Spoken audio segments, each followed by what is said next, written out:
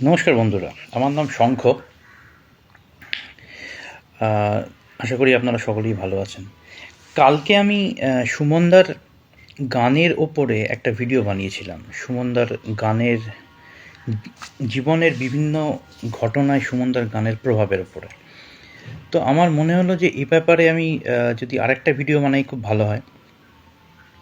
Just continuity একটা, যে সুমনদার গান সৃষ্টির ব্যাপারে আমরা অনেক কথা শুনেছি, সুমনদার থেকেই শুনেছি যে সুমন কবির সুমনের গান কী করে তৈরি হলো, তার গান তৈরির পেছনের ইতিহাস, সে ব্যাপারে সুমনদার থেকেই আমরা অনেক কিছু শুনেছি। কিন্তু এই ভিডিওটা করার উদ্দেশ্য হচ্ছে যে কবির সুমনের গান, সেই সময় সুমন চট্টোপাধ্যায়, তারপর কবির সুমন, এই গান সুমনের গান, যেটা সুমনের গান হিসেবে ট্যাগড, সেই গান কি কারণে একটা বৈপ্লবিক পরিবর্তন এনে দিল ৯০ দশকের শুরুতে বাংলাতে, যেটা অনেকেই পারছিলেন না। তার পেছনের ইতিহাস কী, এবং এ ব্যাপারে অনেকেরই অনেক বক্তব্য আছে, আমারও কিছু কথা আছে এবং সেগুলি আমি এখানে বলতে চাইছি। সম্পূর্ণ নিজস্ব বক্তব্য, তার সাথে অন্যের বক্তব্যের মিল থাকতেও পারে, নাও থাকতে পারে। ধরা যাক ১৯৮০ দশকের শুরুর দিকটা যদি আমরা ধরি, আমি নিজে বড় হয়েছি ওই সময়টাতে। আমি শ্রীরামপুর শহরে বড় হয়েছি এবং অত্যন্ত একটা ভালো সাংস্কৃতিক পরিবেশের মধ্যে বড় হয়েছি, গান বাজনার পরিবেশ। আমার বাড়িতে অনেক লোকজন আসতেন যারা গান বাজনার সঙ্গে যুক্ত, আমার বাড়ির লোকেরাও যুক্ত ছিলেন। আমি নিজেও খানিকটা শিখেছি, গিটার শিখেছি, এবং কারা কারা আসতেন কী বৃত্তান্ত সের মধ্যে আমি যেতে চাইছি না। কিন্তু বলতে চাইছি যে আমার এই পরিবেশের জন্য আমি সাধারণত ছোটোবেলাতে কী ধরনের গান শুনে বড় হয়েছি। ৮০ দশকে বড় হচ্ছি, কিন্তু মূলত যে গানগুলো আমি শুনতাম সেগুলো জগন্ময় মিত্রের গান ছিল, যেহেতু পুরোনো দিনের গান। শচীন দেববর্মনের গান ছিল, বাংলা গানের কথা বলছি। হেমন্ত মুখোপাধ্যায় ছিল। মান্নাদের গান অতটা শুনতাম না। হেমন্ত মুখোপাধ্যায় ছিল, মান্নাদের কিছু কিছু সিনেমার গান শুনতাম, এবং বাংলা সিনেমার গান অনেক শুনতাম, কারণ আমরা বড় হয়েছি ক্যাসেটের যুগে। তার আগে লং প্লে চলছে, কিন্তু বড় হয়েছি ক্যাসেটের যুগে, কারণ 80s শুরু থেকে ক্যাসেট চলে এসছে, ৮০ দশকের শুরুতে।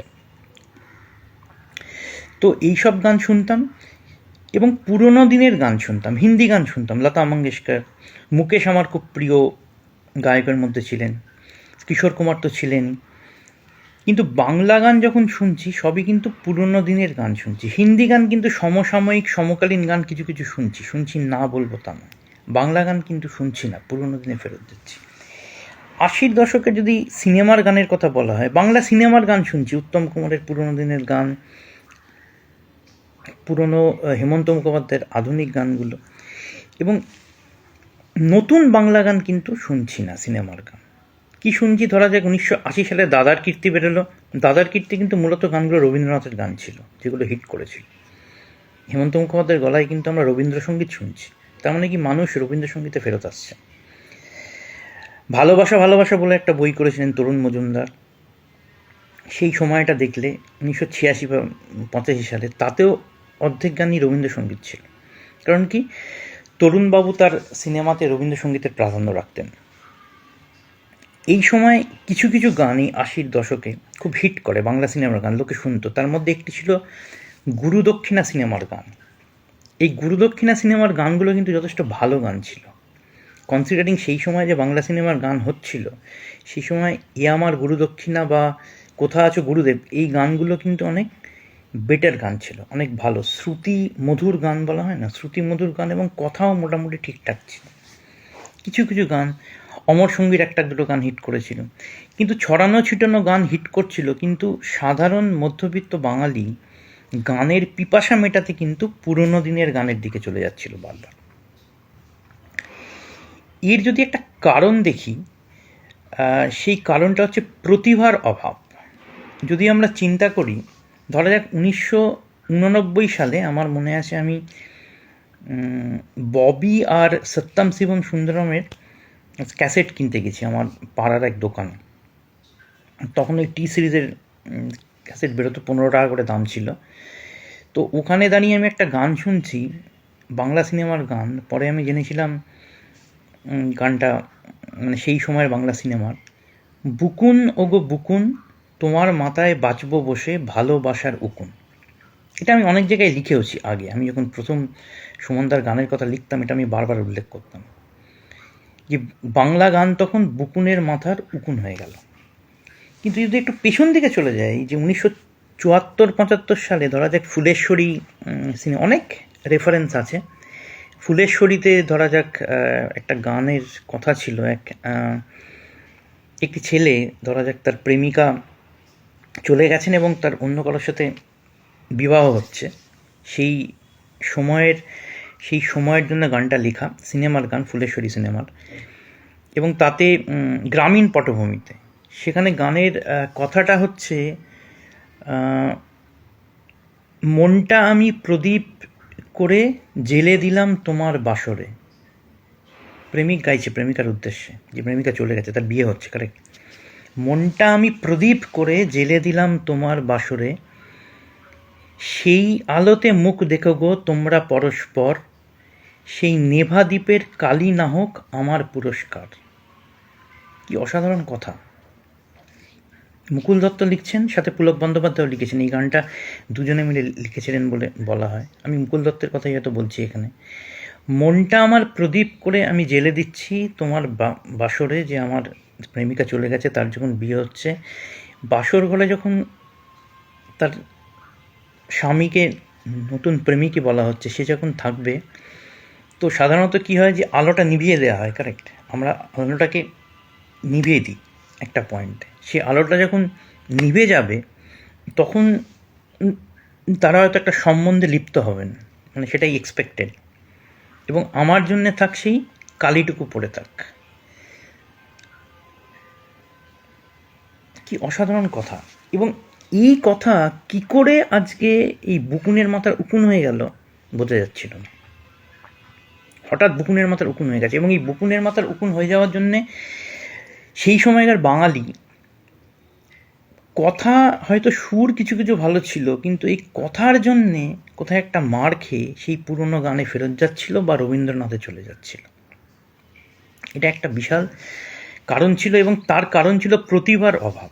আমরা যদি দেখি যে বাংলা গানে যে স্বর্ণযুগ বলা হয়, যদি আমরা ওটাকে স্বর্ণযুগ না বলে একটা খুব দারুণ একটা সময়ও বলি, সেখানে কিন্তু এই যে নচিকেতা ঘোষ, রবীন চট্টোপাধ্যায়, শ্যামল মিত্র, মানবেন্দ্র মুখোপাধ্যায়, হেমন্ত মুখোপাধ্যায়, মান্না দে, এদের বয়স হয়ে যাচ্ছিল। এবং বয়স হয়ে যাচ্ছিল বলেই বয়স হয়ে যাচ্ছিল ঘটনার সাথে ধরা যাক সলিল চৌধুরী, এবং কিছু কিছু ক্ষেত্রে তার পরবর্তী প্রজন্ম আগে উঠে আসছিল না। এবং আগে উঠে আসছিল না বলেই হেমন্ত মুখোপাধ্যায় 1980 সালে একবার বা 82 সালে সলিল চৌধুরীর সুরে গাওয়া, কথায় সুরে নিজের পুরনো গানগুলি রিরেকর্ড করেছিলেন। কেন করেছিলেন? এই জন্য করেছিলেন যিনি গান পাচ্ছিলেন না, লেখা পাচ্ছিলেন না। সে হেমন্ত মুখোপাধ্যায় কিন্তু বরাবরই বলে এসছেন যে ভালো কথা ছাড়া আমি গান গাইব না। উনি অনেক চটুল গান গাইতেন না, চটুল কথায় কোনো গান উনি গাইতেন না। এই যে ফেরত আসাটা, এই যে ফিরে যাওয়া, তার অর্থ হচ্ছে সুর এবং কথা উনি পাচ্ছিলেন না। তা নয়তো উনি রবীন্দ্রসঙ্গীত গাইছিলেন। এই অবস্থার মধ্যে 80-র দশকের শুরুতে বা মাঝামাঝি সময় কি হলো, টেপ রেকর্ডার ঢুকে পড়লো আমাদের জীবনে। আমরা ক্যাসেট পেতে শুরু করলাম। ক্যাসেটে আমরা কি পেলাম? বিদেশি গান পেতে শুরু করলাম। এবং সেই সময় এই ফিল কলিন্স, মাইকেল জ্যাকসনের থ্রিলার একটা ওয়েভ এনেছিল ভারতবর্ষে 1984 সালে। কিন্তু মাইকেল জ্যাকসনের গানের কথা কেউ বুঝতে পারতো না। মাইকেল জ্যাকসনের গানের কথার মধ্যে কোনো ডেপথ ছিল না। কিন্তু মাইকেল জ্যাকসনের এই ব্রেক ডান্স সেটা খুব নাম করলো, একটা ক্রেজ এলো ওই সময়। কিন্তু কথার ক্রেজটা নিয়ে গেলেন ফিল কলিন্স বা সাইমন গারফাঙ্কেল। এদের গানগুলো এই সময় আমাদের মধ্যে ঢুকে পড়লো, এবং আমরা একটা আঁচ পেলাম বিদেশি গান সম্বন্ধে, যেটা আমরা আগে ছিল, বিটলস ছিল ডেফিনেটলি, সেভাবে ছিল না। 15 টাকার ক্যাসেট, 10 টাকার ক্যাসেট, পাইরেটেড ক্যাসেট হু করে মার্কেটে ছেয়ে গেল। তার সাথে ঢুকলো হিন্দি গানের ক্যাসেট আমরা কিন্তু আগে সিনেমাতে শুনতাম, বাড়িতে কিন্তু অনেক রেস্ট্রিকশন থাকতো, হিন্দি গান লোকের বাড়িতে শুনতে দিত না। সেই সময় একটা পরিবর্তন হলো, নিউ জেনারেশন ইজিলি এই গানগুলো পেয়ে গেল এই টি সিরিজের পাইরেটেড ক্যাসেটের থ্রু দিয়ে। 10 টাকায়, 8 টাকায়, 9 টাকায়, 12 টাকায় ক্যাসেট পাওয়া যেত। HMV ক্যাসেট তখন 35 টাকা দাম। এই পাইরেটেড ক্যাসেটগুলো পাওয়ার জন্যে এবং টেপ রেকর্ডারের প্রবেশের জন্যে বাঙালির কী হলো, বাঙালির কথা বলছি, যে সেই সময়কার বাংলা গান থেকে বাঙালি মুখ ফিরিয়ে নিল, সেই জেনারেশনও নিল, সেই জেনারেশন এইসব গান শুনতে শুরু করলো, হিন্দি গান ডেফিনেটলি শুনছিল, আর পুরনোরা পুরনো গানে চলে গেল যাদের একটু বয়স বেশি। আমরা ছিলাম মাঝখানে, মাঝামাঝি সময়। এই সময় কি হলো, 90-এর দশকের এই 91-তে হঠাৎ কেবল টেলিভিশন বলে একটা জিনিস পৃথিবীতে ঢুকে পড়ল এবং বিশাল একটা পরিবর্তন এলো পৃথিবীতে, যেটা হচ্ছে সায়েন্স অ্যান্ড টেকনোলজি। এর আগে যে অটোমেশনের দিকে যাচ্ছিল, তারা গাড়ি বানাচ্ছিল নতুন নতুন, তারা এয়ারক্রাফট বানাচ্ছিল, কিন্তু কমিউনিকেশনে তারা কিন্তু সেভাবে ঢোকেনি। এই একটা ফোন ছিল, সেই ফোন নিয়ে সারা জীবন সেই ফোনই চলছে। সেই ব্ল্যাক অ্যান্ড হোয়াইট থেকে কালার টেলিভিশন হলো, তার বাইরে কিন্তু যায়নি। এই কেবল টেলিভিশন যখন ঢুকলো 91-তে, তার থেকে এই 30 বছর একটা বিশাল পরিবর্তন হয়েছে পৃথিবীতে, যেটা হচ্ছে টেলিকমিউনিকেশন ঢুকলো। কমিউনিকেশন থেকে টেলিকমিউনিকেশন এবং তারপরে তথ্য প্রযুক্তি, মানে আমরা যেটা রয়েছে এখন ইন্টারনেটের যুগ, সেটা ইটস এ পার্ট অফ তথ্য প্রযুক্তি, আইটি, সফটওয়্যার। এর সম্বন্ধে পৃথিবীর কোনো আইডিয়া ছিল না। প্রথম ঢুকলো কেবল টেলিভিশন, এবং কেবল টেলিভিশনের 4টে চ্যানেল সারা ভারতবর্ষে তখন এসেছিল, স্টার টিভি বলা হতো। তার মধ্যে একটা ছিল মিউজিক চ্যানেল, MTV। এই MTV চ্যানেলটা তখন কেবল ধীরে ধীরে সব বাড়িতে ঢুকে গেল, এবং MTVর থ্রু দিয়ে আমরা বিদেশি গান আরও বেশি পেতে শুরু করলাম, আমরা দেখতে শুরু করলাম গানের পিকচারাইজেশন, যেটা আমরা জানতাম না আগে।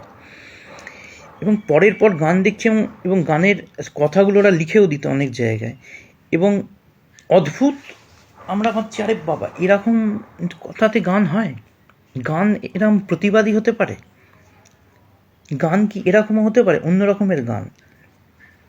এই অন্য রকমের গানের সাথে আবার আমরা যদি পেছনে ফিরে যাই, যে বাংলার কালচারাল সাইডে কিন্তু একটা বিশাল পরিবর্তন এসছে। কি পরিবর্তন এসছে না, সিনেমার ভাষা পাল্টে গেছে। সত্যজিৎ রায় এসছেন, মৃণাল সেন এসছেন, ঋত্বিক এসছেন, 1960-এর দশকের 50-এর শেষ দিকে চলে এসছেন। সিনেমার ভাষা পাল্টেছে, থিয়েটারের ভাষা পাল্টেছে, গ্রুপ থিয়েটার চলে এসছে, কারেক্ট। সেই যাত্রাপালার মতো নিয়ে, যাত্রাপালাও একটা সময়ের, কারেক্ট, একটা সময় সেই সময় ছিল, কিন্তু থিয়েটারের ভাষা পাল্টেছে, ভাষা পাল্টেছে, কবিতার ভাষা পাল্টেছে। শক্তি এসে গেছেন, সুভাষ এসে গেছেন,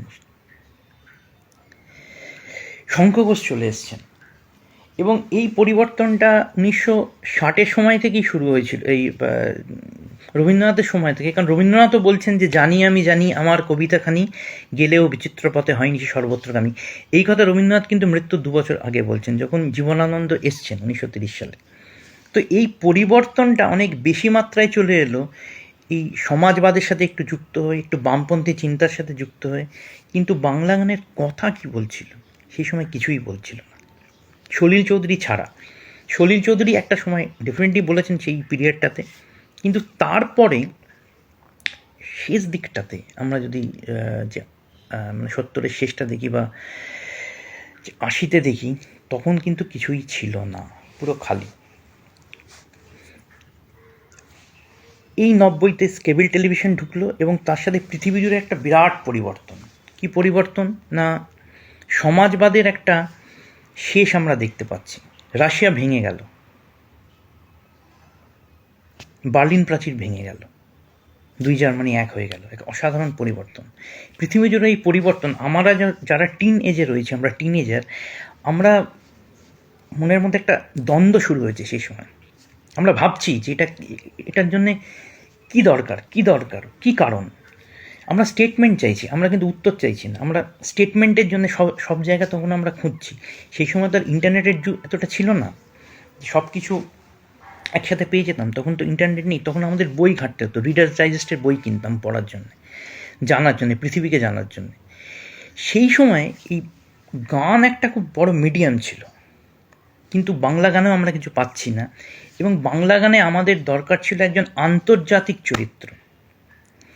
এক্সপোজার বলে একটা কথা আছে, এক্সপোজ, আপনি যত দেখবেন তত এক্সপোজ হবেন। সেই যে আগন্তুক সিনেমায় যে মনমোহন মিত্রের একটা ডায়লগ ছিল যে মগজের পুষ্টি, মাংসপেশির পুষ্টি, আর মানুষ চেনার পথের প্রথম পদক্ষেপ এক্সপোজার। আমি যেটা বিদেশে গিয়ে প্রথম বুঝেছিলাম, না দেখলে বোঝা যায় না, অনুভব করতে হয়, তবেই বুঝতে পারা যায় একজনকে।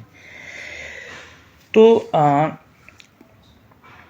এই যে আন্তর্জাতিক এক্সপোজড একজন লোক দরকার ছিল, তার কারণটা কি ছিল যে সেই সময় আরেকটা হলো, যেমন মহাপৃথিবী দেখে ফেললাম মৃণাল সেনের। মহাপৃথিবীতে কি হচ্ছে না, প্রিয়তম পুত্র যে 1975 সালে বা 70-এর দশকে নকশাল আন্দোলন, নকশাল বিদ্রোহের সময় জার্মানি পালিয়ে গিয়েছিল, সোজা কথা পালিয়ে গিয়েছিল। সেই সময় জার্মানি এবং যে আমেরিকা কি করেছিল, যে অনেক ব্রিলিয়েন্ট স্টুডেন্টদের এইখান থেকে, কারণ যারা নকশাল আন্দোলনের সঙ্গে যুক্ত ছিলেন তারা চিন্তা করতেন, তারা অত্যন্ত ভালো স্টুডেন্টও ছিলেন এবং তারা চিন্তা করতেন, চিন্তাশীল ব্যক্তিত্ব ছিলেন। চিন্তা না করলে আপনি পরিবর্তন আনতে পারবেন না, ভাবতে হবে না, ঋত্বিক ঘটকের মতো ভাবা প্র্যাকটিস করতে হবে। এদের এই সমাজবাদ থেকে ঘোরানোর জন্য জার্মানি এবং আমেরিকা কি করেছিল, তুলে নিয়েছিল, ওপেন ডোর পলিসি করে, এবং অনেকে তখন চলে যায় এবং ভয়ে চলে যায়, পালিয়েও যায়, সোজা কথা। এবং মহাপৃথিবীতে দেখানো হচ্ছে যে প্রিয়তম পুত্র যে তখন পালিয়ে গিয়েছিল, সে যেদিন ফিরছে, সেদিন উত্তর কলকাতায় 15 বছর পরে ফিরছে, বার্লিন প্রাচীর তখন ভাঙতে চলেছে বা ভেঙে গেছে, আমার মনে পড়ছে না, কারণ যে উপর থেকে ভদ্রলোক জিজ্ঞেস করছেন পূর্ব না পশ্চিম, কোন জার্মানি থেকে ফিরছো, বলল পশ্চিম জার্মানি। তো সেই সময় প্রিয়তম পুত্র যেদিন ফিরল, উত্তর কলকাতার গলির মধ্যে মা সেদিন আত্মহত্যা করলেন। তার কারণ যে কনিষ্ঠ পুত্র ছিল তিনি নকশাল আন্দোলনে মারা গিয়েছিলেন, এই কিন্তু পালিয়ে গিয়েছিল। তো এই সময়ে দাঁড়িয়ে এক অসাধারণ সিনেমা, মানে যেভাবে মৃণাল সেন সিনেমাটা বানিয়েছিলেন তাতে অনেক বক্তব্য ছিল এবং ভেবে নেওয়ার জায়গা সৃষ্টি করেছিলেন। ভিক্টর বন্দ্যোপাধ্যায় ছিলেন, অপর্ণা সেন ছিলেন। এই সময় দাঁড়িয়ে মন কিন্তু স্টেটমেন্ট চাইছে, মন কিন্তু উত্তর চাইছে না। আমার মধ্যে একটা দ্বন্দ্ব হচ্ছে, কোয়েশ্চেন করছে মন, কেন কেন কেন, এরকম একটা কোয়েশ্চেন আসছে। সেই সময় সুমন চট্টোপাধ্যায়ের প্রবেশ, এই একটা অদ্ভুত পরিস্থিতির ভেতরে, এখন কবির সুমন, তখন আমি কবির সুমনের প্রবেশ বলি, কারণ সুমন চট্টোপাধ্যায়ের নাম এখন পাল্টে গেছে। 1991 সালের নভেম্বর মাসে আমার এক আত্মীয় ছিলেন, যিনি কলকাতা বিশ্ববিদ্যালয়ে পদার্থবিজ্ঞানে নিয়ে পড়াশোনা করতেন। একদিন সন্ধেবেলা আমাকে এসে বলল, আরে জানিস তো আমাদের একটা ইউনিভার্সিটি ইনস্টিটিউট হলে একটা অনুষ্ঠান ছিল আজকে সকালে, একজন গান গাইলেন, অদ্ভুত সব গান, একাই গিটার বাজাচ্ছে, একাই সিনথেসাইজার বাজাচ্ছে, নিজেই গান গাইছে, আর মাঝে মাঝে চুমু ছুঁড়ে দিচ্ছে ছেলেদের দিকে, ছেলে মেয়েদের, শ্রোতাদের দিকে। অদ্ভুত অদ্ভুত কথা। আর্ধেক ওর মনে ছিল না, 2-3টে মনে ছিল, বলেছিল জিলিপি সন্দেশ নিয়ে গান, গানের মধ্যে বেশ্যা বলছে, টিকটিকি বলছে, এইসব বলল, আর নাভির নিচে শাড়ি, এইটুকু বলেছিল, এরম একটা গান। কিন্তু যে অসাধারণ গান, এরম গান কোনদিন শুনিনি জীবনে, এইটুকু শুনেছি ব্যাস। পরে জেনেছি গানটা, নাভির নিচে শাড়ি, ইটের নিচে লাশ, কলকাতার ওপর যে গানটা সুমনদা লিখেছিলেন। এটা হয়ে গেল, এটা হলো 1991 সালের কথা।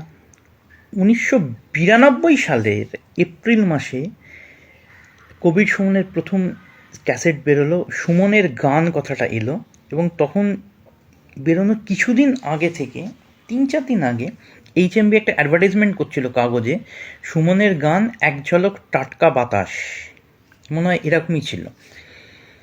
এবং সেটা দেখেছি 2-1 বার, বেশ খুব একটা ছোট ছিল না, কিন্তু সেভাবে আকৃষ্ট করেনি। করেনি মানে চিন্তাই করতে পারছিলাম না যে গানটা কী হতে পারে, তাই না? আর তখন ক্যাসেট আমরা ঝপ করে কিনতামও না, এইচএমআইয়ের ক্যাসেট একটু দামও ছিল, সেটা বোধহয় 20 টাকা দাম ছিল, সেটা অনেকটা বেশি সেই সময়। 23শে এপ্রিল এই ক্যাসেটটি বেরোয়। 25শে এপ্রিল সন্ধেবেলা ওই আমার ওই আত্মীয় তার এক বন্ধুর কাছ থেকে এই ক্যাসেটটা নিয়ে এসে আমাকে বিকেলবেলা আমাকে দিয়ে বলল, ওই সুমনের গান তোমাকে চাই, আমাকে দিয়ে বলল যে ওই লোকটার গান, বুঝেছিস, তুই গানগুলো একটু শুনে দেখতে পারিস, দারুণ সব গান, এই গানগুলোই গেয়েছিল। তো আমি দেখলাম ক্যাসেটটা নিয়ে আমি রেখে দিলাম ঘরের মধ্যে। এবার আমি বিকেলে আমার কিছু টিউশন ছিল, বন্ধুদের সঙ্গে আড্ডা মারা ছিল, আড্ডা মেরে রাত্রিবেলা খাওয়া দাওয়া শেষ করে রাত্রি 11:30 আমার এখনও মনে আছে, এই 25 তারিখ রাত্রিরে আমার কাছে একটা টেপ রেকর্ডার ছিল, সেটা অটো রিভার্স হয়ে যেত, এ থেকে বি, বি থেকে এ, প্যানাসনিকের ছোট্ট, সেইটাতে আমি ওই ক্যাসেটটা লাগিয়েছি, বুঝছেন, রাত্রিবেলা, রাত্রি 10:30টার সময়। এ কি ভয়ঙ্কর কথা এবং গান, তাজ্জব মেনে যাচ্ছি। এটাই তো আমি, এইভাবে যে গান হতে পারে ভাবিনি। ধা দিন দিন দা, ধা দিন দিন দা, না তিন তিন দা, তেটে দিন দিন দা। সেখান থেকে লোকটা তবলার বোল থেকে চলে যাচ্ছে, কেউ যদি বেশি খাও খাবার হিসেব নাও, কেননা অনেক লোক ভালো করে খায় না। খাওয়া না খাওয়ার খেলা যদি চলে সারা বেলা, হঠাৎ কি ঘটে যায় কিচ্ছু বলা যায় না। পাগল সাপ লুডো খেলছে বিধাতার সঙ্গে, তুই হেসে উঠলেই জাকির হোসেন, তবলা বাজানো ছেড়ে পায়রা পোষেন।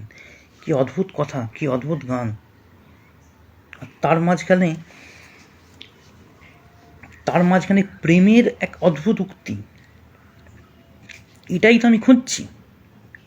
তোমাকে চাই, তোমাকে চাই, কোথায় কোথায় চাইছি আমি তোমাকে, এক কাপ চায় আমি তোমাকে চাইছি, পাপোশে চাইছি, লেপের আদরে চাইছি, আবার নাগরিক ক্লান্তিতে চাইছি, আবার প্রতিবাদী কবিতায় চাইছি, সারা রাত জেগে আঁকা লড়াকু ছবিতে, ছিপছিপে কবিতায়, ছন্দে ভাষায়, গদ্যের যুক্তিতে বাঁচার আশায়, শ্রেণীহীন সমাজে চাইছি। গানের কথা ছুটছে, আবার সে টাচ করছে সেই পরিবর্তনের হাওয়াকে। শক্তির পদ্য, লিটল ম্যাগাজিনের লেখা অনবদ্য, গ্রুপ থিয়েটার আর একাডেমি সমাচার, 21 আইন আর গণেশ পাইন, যে পরিবর্তনগুলো বাঙালি এনেছে, গানের কথা সেই পরিবর্তনকে আনছে। গ্রুপ থিয়েটারের পরিবর্তন, কবিতার পরিবর্তন, লেখার পরিবর্তন, এবং তার সাথে নিজেও পরিবর্তিত হচ্ছে একসাথে। কি অদ্ভুত জিনিস।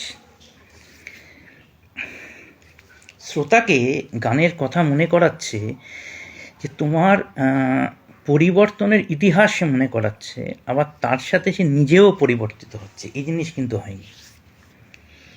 এই গান আমার, সে বলে না, সেই চোখ খুলে যাওয়ার মতো, চোখ কান সব খুলে গেল। রাত্রির 11:30 থেকে ভোর 6টা অবধি ওই 6.5 ঘন্টা নয় ক্যাসেটটা ঘুরছে, এদিক থেকে ওদিক, ওদিক থেকে ওদিক। আর আমি ভাবছি যে এই লোকটা তো বেড়েছে, কি ভয়ঙ্কর জিনিস। এইটাই তো আমরা চাইছি, স্টেটমেন্ট। তুমি ভাবো, এই কথা তুমি কি ভাববে না, অনেক দিন গেছে দিনান্তে, তোমার আমার যত চেতনা মেলাতে হবে এই সীমান্তে। এইখান থেকেই সুমনের গানের শুরু, সুমন যুগ তৈরি হলো। এবং আমিও শুনছি, আমার মতো নিশ্চয়ই কয়েক লক্ষ লোক বা কয়েক হাজার এই গান শুনলো, এবং সেই গান ছড়িয়ে গেল ধীরে ধীরে। কী করে ছড়ালো সে আরেকদিন থাক, 24 মিনিট হয়ে গেছে, আর কথা বলে লাভ নেই। কিন্তু সুমনদার গানের সৃষ্টির কথা আমরা শুনেছি, কিন্তু সুমনদার গানের কি প্রভাব আমাদের উপরে, কি করে আমরা সুমনের গানের মধ্যে ঢুকে গেলাম, তার প্রথম পদক্ষেপ হচ্ছে এইটা, এখান থেকেই শুরু। এবং তারপর তো বিরাট এক ইতিহাস রয়েছে, সেটা আমরা আবার পরে কথা বলবো।